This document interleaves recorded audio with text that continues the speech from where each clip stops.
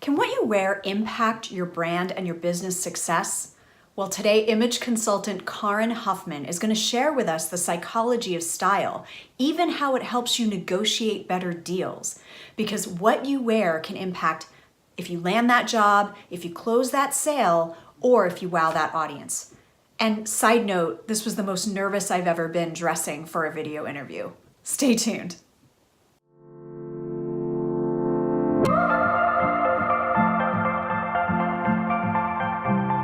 Welcome to today's interview. I am so excited to introduce you to Kaarin Huffman.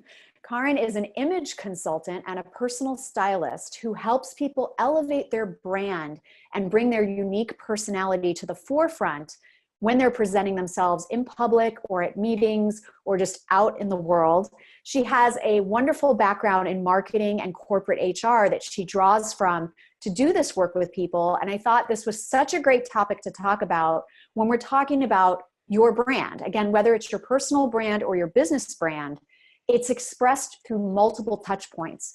And one of the most important touch points is you, your presence, your personal presence, your style, how you look. And we've seen examples of famous people that have used this to their benefit. Everyone remembers the quintessential black turtleneck that Steve Jobs used to wear, or back in the day, the hoodie that Mark Zuckerberg used to wear to make him feel like one of the programmers. So we're going to talk about this idea of personal style and visual communication from your personal presence and how that conveys a message. And are you conveying the message that you want to convey? It could be something that is holding you back, whether promotions in your career or doing business with people or closing those deals. So I am thrilled to have Kaarin here. Hi, Kaarin. Thanks for joining us. Hi, Maria. Thank you for having me. And so let's talk a little bit about this concept of elevating your brand through personal style. I know that we've worked on some joint clients together where you've helped them sort of take the brand work that I've done with them and translate that to their personal style and how they look and how they present themselves.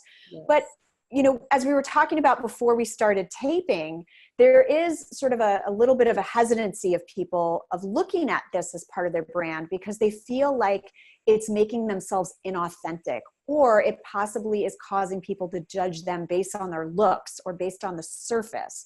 So talk to me a little bit about your philosophy on personal style and how it plays into branding and what people shouldn't be afraid of. I think that's a great question, and I'm happy to clarify that. When I work with clients, and even thinking about the client that we share in common, the idea is that somebody is putting so much emphasis and thought and effort into creating their body of work, their branding, how they want to go out and communicate that idea to the world. The idea with image consulting is really just that. It's your personal expression of yourself, your values, your strengths, your profession. And you're wanting, or when I'm working with clients, the client is wanting that to be a visual message or cue for people when they walk in the room, they're giving a presentation. And so my work as an image consultant is to help bring that to life in their visual appearance, and putting aside that antiquated idea that an image consultant is out there to remake themselves into, my vision. A bunch of clones. Yeah. Exactly. And really nothing could be further from the truth. I have my own truth that I'm expressing. I have my own brand that I'm expressing. But I'm certainly not going to put that onto a client who maybe has a very different aesthetic. Maybe they're from a different generation. They have a different business. They're trying to reach a different client. It's all about unique work, just like branding is. It's very specific to the person and what their dreams are for themselves. Absolutely. And I love that you paralleled that, because that is so true in the work that I do. Is I'm not foisting a cookie cutter brand onto all my clients. I'm working with them to unearth the authenticity of their own story, their own vibe, their own value that they deliver. and then figuring out how to message that and what does it look like as well. And so a lot of what I talk about branding is in terms of it being communicated in three ways: visually, verbally, and experientially. So as I say to people, it's not just about their colors and their logo, but we can't forget that the visual component is a part of your brand. It's a cue that gives humans something to process. And so we can't pretend it doesn't exist, especially from our personality. And it's interesting to me where, especially in a world where a lot of us are branding ourselves online, for example, a lot of what I teach clients is that you have to be authentic online. You can't pretend to be someone you're not, because then when they meet you in person, you don't want that brand gap, right? You don't want that, well, I thought this person was like edgy and playful and whimsical. And when I meet them in person, they're like, they're so serious. Or they're so serious. Exactly. So you want to communicate the right things. And that's why I think your work is so important, because especially now with personal branding and thought leadership, people have to present themselves. They have to present themselves in video. They have to present themselves on stage, or even potentially, from a voice perspective through a podcast, but there still needs to be publicity photos of you taken. Absolutely. So that visual component is so important. So talk to me a little bit about the clients that you work with from a professional standpoint. How have you linked their personal brand or their business brand? Can you give me an example of how you've done that with them and how you've translated that into their clothing choices, into their accessorizing, into whatever it is, their hair, their makeup, how they physically look in the room? Absolutely. And I have a couple different examples. We'll talk through one now. Maybe another will come up in a question that's going to be asked. I'm thinking of a writer who is in the process of rebranding her business to go after new and expanded work. And I always start with the words that they're using to describe themselves. And it's so helpful when there's a branding report in their hand as well, because then I really understand that they've done that in-depth work to match their image with their brand. So for this writer, really her personal image is just an extension of her brand. And she wants to communicate that she is a serious writer. She's an experienced writer. She's creative. And she's also somewhat of a maverick. And when this word came up, maverick, I immediately understand that the style, and she was getting ready for a photo shoot. So those elements really needed to come through. And it's not always easy to balance that idea of maverick and serious business writer. So all of this is a nuanced creation for that individual.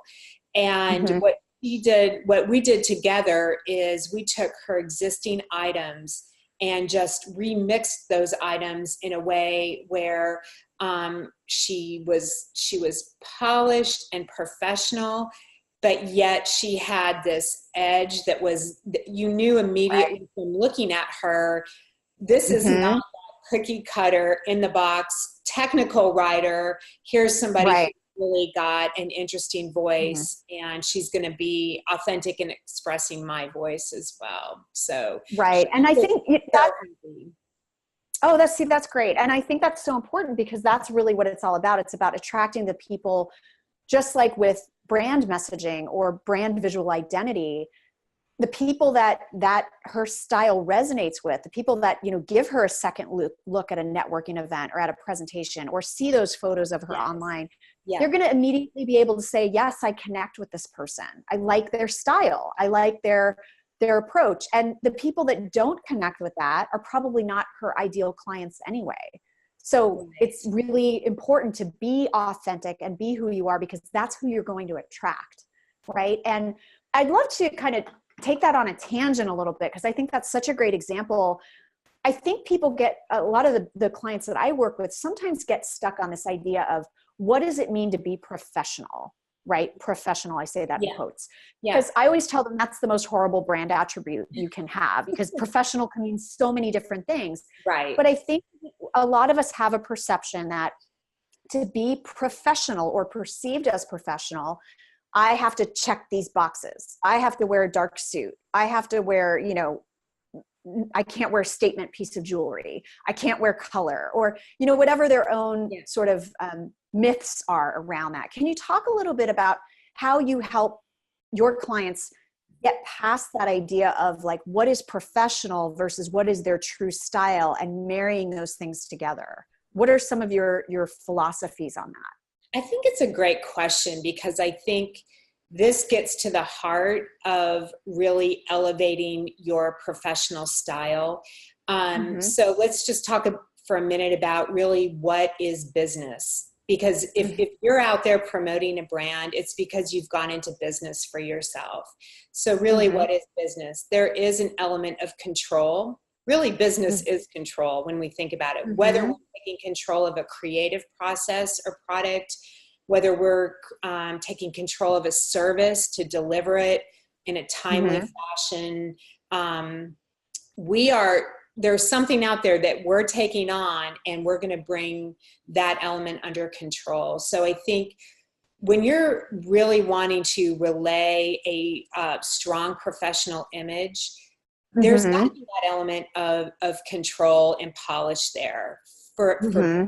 So it doesn't have to be a suit, but there needs to be some sort of organization, some sort of strong message that's coming along with that visual representation. So it could be something that would be very simple, but striking.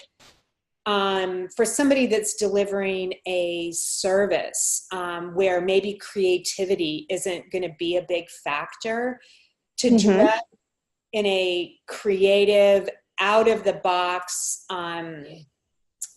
way that's giving that visual message of like, hey, I'm saying that I'm going to be your delivery person, but yet here I am, I'm floating around.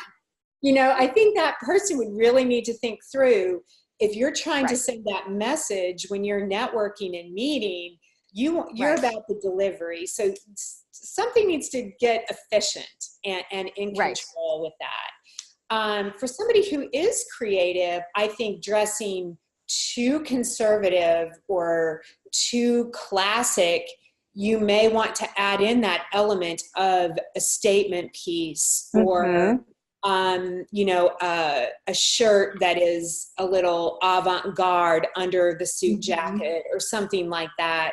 And usually that's going to resonate if somebody has picked creative as one of their words. I would look at what that business deliverable is, who that client, that end client they're going to be meeting with. And then that authentic piece comes in. That is a creative person. So we're going to need to make sure that is really, they're connected to their image, and that is showing in the end output of whatever that outfit looks like to go network in. Well, and I think that's such an important point, because it is about the unconscious cues that you're giving people, whether they realize it or not. They're forming an impression about you. I mean, that's what brand is really all about. And whether we're talking about a personal brand for a solopreneur business, for example, or if you're in the corporate arena and you are trying to create a personal brand for yourself within your organization, this is where some of these old rules have come from, of, sort of the idea of like dressing like the level above you if you want the promotion, or, whatever it is. And it's marrying whatever the corporate culture is with your personal style, but also understanding that you as an individual give an impression with how you dress and how you look. So yeah, maybe your company, I mean, I work in Silicon Valley, right? There's a lot of companies where everyone's running around in hoodies and jeans. And that's fine. But if you personally have higher aspirations of, like you said, being in control, conveying confidence, conveying acumen, conveying maturity, even in some cases, you might want to take a departure from what everyone else in the organization, how everyone else in the organization is dressing, and bring your personal style to the forefront so that you're creating that standout impression that you're trying to create. Absolutely. And there are two words that come to my mind. I read somewhere that in every business transaction or interaction, there are two things that are being assessed. It's your competence and are you trustworthy?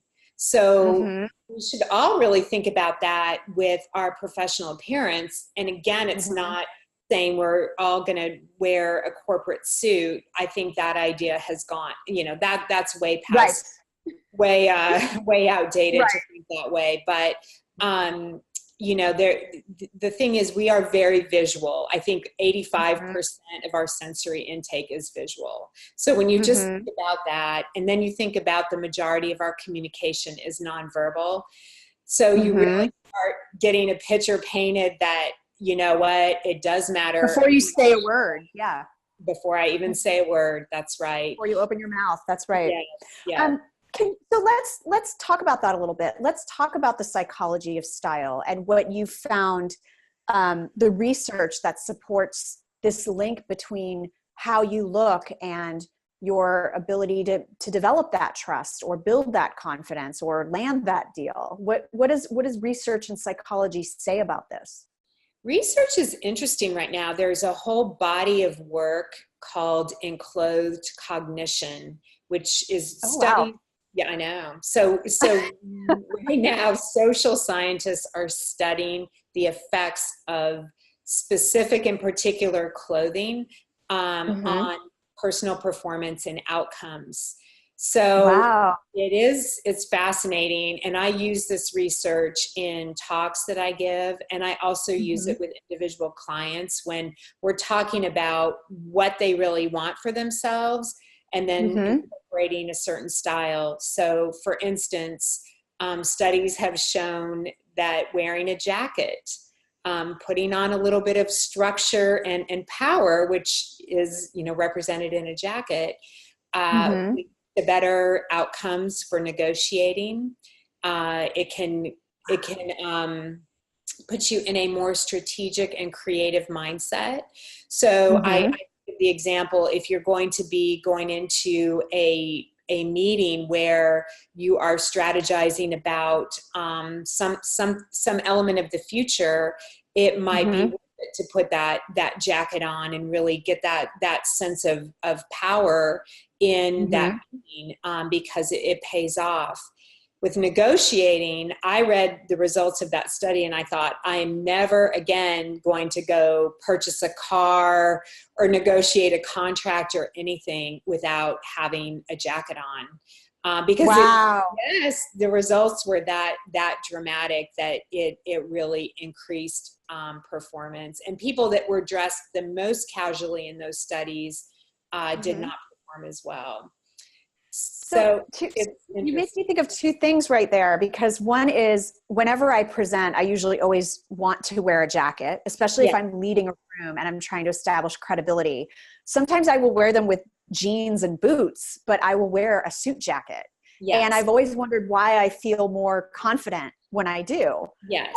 So that's really interesting to me. And number two is that I remember anecdotally hearing stories a few years ago, kind of unrelated, but not really, where people were talking about how they dressed for a flight on an airplane and how they were treated by customer service as a result.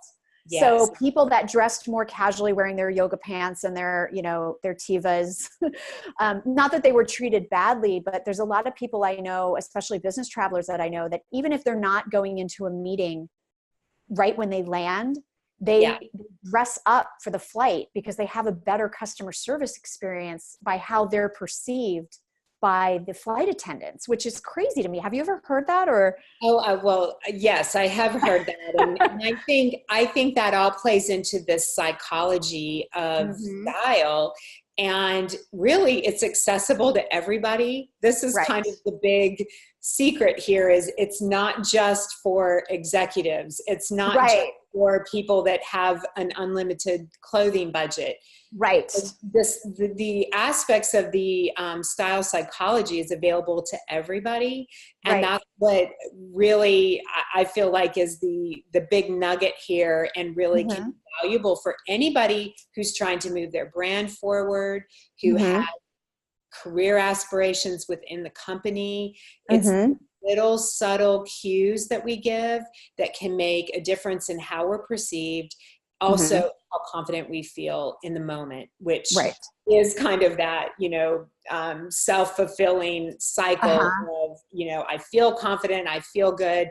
Hey, you're perceiving me well, Right. and that Right. goes a long way. And I think this is where dress codes came from for companies, of why, whether it's a uniform or whether it's you have to wear a collared shirt when you go to visit a client's house or whatever it is. Like, I think that's where that comes from, of like, we want to make sure we're giving the best impression possible so that people have trust in us. Absolutely. And I think there are still businesses where it absolutely makes sense for people to wear a uniform and be part of the team. And then there are businesses where obviously, they're doing away with the dress code. They want that responsibility and accountability to go back to people, their workers. And this is where I think it kind of gets a little bit lost in translation, where people feel like, I've got all this freedom. What do I do with it? And they make bad choices. Yeah. Exactly. Right. And that's where the need, I think, to even work with a professional consultant or stylist. I think Silicon Valley, you brought that up earlier. I think there are lots of stylists in play helping people make those decisions. Exactly. Well, I remember years ago, a former colleague of mine was managing a very high potential woman. And part of what she did as her mentoring for her was actually take her shopping, because she was dressing so inappropriately at work that it was detracting from her capabilities. So let's jump ahead a little bit, Kaarin, you mentioned one of the tips, kind of little tips or tricks, if you will, that you talked about earlier was what happens when you wear a jacket. Are there any other sort of practical tips you can share with us about the effects of your clothing and your appearance on your brand and on your perception, either as it relates to color or style or accessories? What other tools do you have in your back pocket that you can share with viewers today? I would start with a self-coaching tool or tip to start off with. And that would be, well, first you need a full-length mirror. That's going to be tip number one. I know, it's bane of my existence. In a full-length mirror, because to see yourself from head to toe is really, unless we're on a web call like we are right now, if we're in person with somebody, we see that person head to toe. So that would be tip number one, is get a full-length mirror if you don't have one. So as you're assessing, tip number two would be to plan your look in advance of the event. So whether you're meeting somebody for a networking coffee, or you are going to attend an event, or you're going to be speaking, you need to pull those clothes, I would say, at least a few days in advance. Try them on. And then here's where the self-coaching comes in. You ask, what message am I sending with this outfit? And you really want to be open-minded about that. And if it's like, well, it's fine, it's kind of boring. It's my business clothes, so it's kind of boring. Okay. So then think about, well, how could I personalize this in a way where still professional, but yet is a little bit more authentic to me? So with women, a lot of times that's going to be jewelry. If you're looking at yourself and you're thinking, you know what, this really looks outdated. I haven't bought anything for myself for a while. And then I'm talking to you, men really don't do a lot of shopping for themselves. So they don't do a lot of updating either. Yeah, they don't. And cuts in clothing cycle through every few years. So if you're wanting to impart more of a modern, fresh energy, which who doesn't? I mean, I think that we're all wanting to impart that, no matter what your age is, what generation you're in. So that might mean a shopping trip. That's why it pays to get those clothes out in advance and really take a look and think about what's going on here when I'm walking in the room. What are people thinking and feeling with this outfit? So that is part of that also about how you feel in the outfit? Because I know there's been, I always try on clothes because my body's constantly changing, and something that worked for me 2 years ago to wear for a speaking engagement might be tight in the wrong places. I might feel like I have to fidget with the neckline, and you want to minimize that, right? You want to feel as comfortable as possible in the outfit that you have. Is that right? You want to feel comfortable, but you also want to feel confident. Mm-hmm. Your best clothing is going to make you feel like the best version of yourself. Mm-hmm. And, it is work to get there. I'm not going to lie to you. You might have one or two go-to pieces in the closet, and do maximize those. I mean, really, really do. People don't remember day to day. If you're wearing the same top, you might change up accessories or something like that. But it pays off to be shopping in advance, to be putting this stuff together in advance. So when you do go out, you feel good, you feel confident, and you feel like you're on message for your brand. So I'm trying to think of some other, you do want things to fit well. I think it's a big tip. Yeah. Oh my gosh. When I go into I've noticed that. I mean, I've actually noticed that with speakers or people that I've met, and it's been a distraction. Whether it's that they've got a shirt that appears to be too tight, or they're wearing a jacket that appears to be too big. I personally find that distracting, which is horrible because I should be listening to the content of their message, but you're really getting down to more of that psychology of style. And when we see things that don't fit on people, we subconsciously attach meaning to that is personal to those individuals. And that is, I don't love saying that. I don't love making that statement, but I have to make that statement. Right. You want to make sure your things fit well. And for a lot of, you mentioned earlier, women, and this is true of men and women, our body shift over time. We can gain weight, we can lose weight, we can exercise, we can not exercise. And getting the right fit is critical to being comfortable and feeling confident, and then being perceived as such.